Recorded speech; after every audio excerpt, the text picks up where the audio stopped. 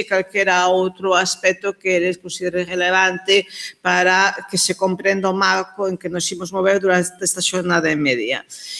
Non quixera rematar sin volver ao inicio, sin volver a mencionar a intensa actividade desta sección e a programación inmediata dela para que vexan que efectivamente é unha sección activa que se move distintos camiños alrededor do patrimonio, da conservación do patrimonio, da xestión do patrimonio, de rehabilitación do patrimonio, etc. E do segundo semestre que estamos iniciando agora, estamos xa no mes de xullo, agosto é un mes que non existe, por lo tanto xa nos poñemos no mes de setembro. En setembro, os días 27 e 28 de setembro, temos unhas xornadas Montes, Paisaxe e Territorio coordinadas por Iago Seara e Pejoto Saavedra. A arquitectura e a historia dadas da man para nunha actividade pluridisciplinar acometer un tema que a todos nos interesa, que a todos nos concierne. O día 25 de setembro comezará o ciclo in situ itinerante organizado por Teresa Nieto e Rebeca Blanco. Está dedicado aos cascos históricos das principais cidades en Galicia no norte de Portugal. Convido xa para as 3 primeiras sesións que terán lugar en Vigo o día 25 de setembro, naturalmente de alrededor do casco histórico de Vigo, en Ferrol o día 30 de outubro e en Ourense o día 27 de novembro. E así continuaremos coas outras.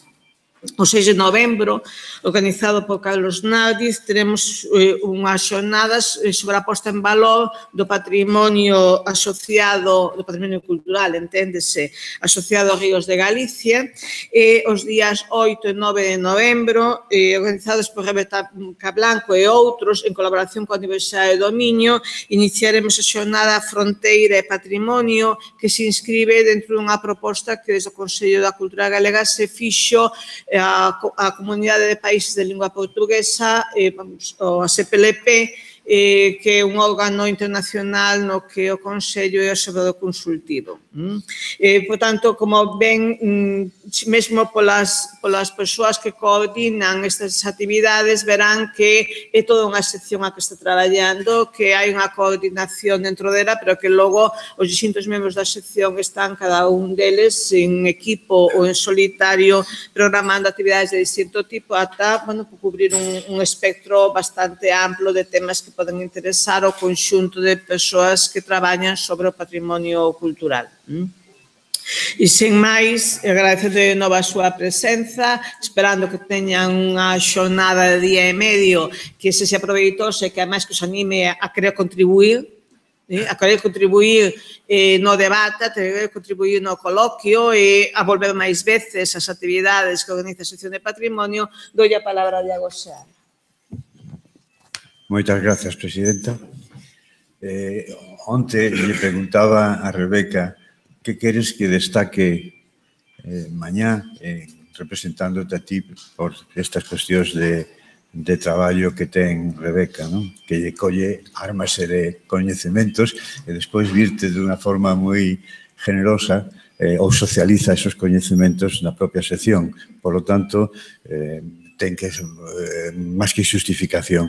E ela dicíame, eu simplemente creo que habería que destacar como a través destes traballos que fixeron permiten recuperar a memoria de patrimonio destruído e esquecidos. É un traballo que recupera a memoria do olvido. Para min é o aspecto máis importante, gracias por sustituirme, etc. Eu tamén creo en esta reflexión sintética, casi telegráfica de Rebeca e, polo tanto, fago a miña, pero creo que podo decir que todos os membros da sección celebraron cando o profesor Vigo Trasancos presentou na sección este proxecto, todos o celebramos de forma moi unánime. Por lo tanto, esta é a garantía que lle podemos ofrecer en este caso aos asistentes que tuveron ese esforzo de apuntarse e esperemos que sexan felices con todo este magnífico traballo exposto por o equipo que son, destaco como cuestión importante, que son 2, 5, 7, 8 historiadores da arte, historiadores, un infografista de Friesland.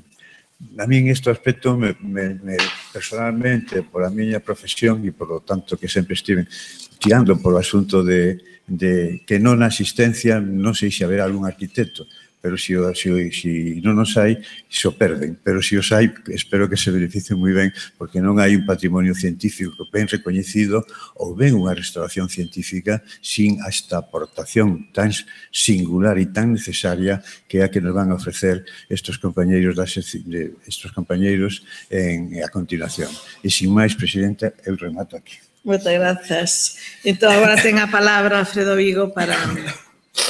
Pues muchas gracias. Ante todo, agradecer la presencia de la nueva presidenta electa del Consejo de Cultura Galega, que además tiene el mérito de ser la primera mujer que lo preside, lo cual quiere decir que evidentemente en Galicia se van poniendo las cosas en actualidad. Y luego también agradecer la presencia y la presentación de Iago Seara, arquitecto muy conocido aquí en Galicia y fuera de aquí, porque de alguna manera fue él el que me invitó a participar en la Comisión de Patrimonio del Consejo de Cultura hace ya como unos 9 años. Colaboramos en diferentes ocasiones, en diferentes proyectos, tenemos entre nosotros una gran amistad y dada, por lo tanto, la imposibilidad de que la actual directora de la sección, Rebeca Blanco, no pudiera estar aquí porque la pobre tiene que estar ahora sufriendo, me imagino, con un ardiente calor en una excavación arqueológica por Portugal, que me la imagino verdaderamente tórrida, pues lógicamente la persona que mejor podía hacerlo era Iago Seara, porque nos conocemos muy bien.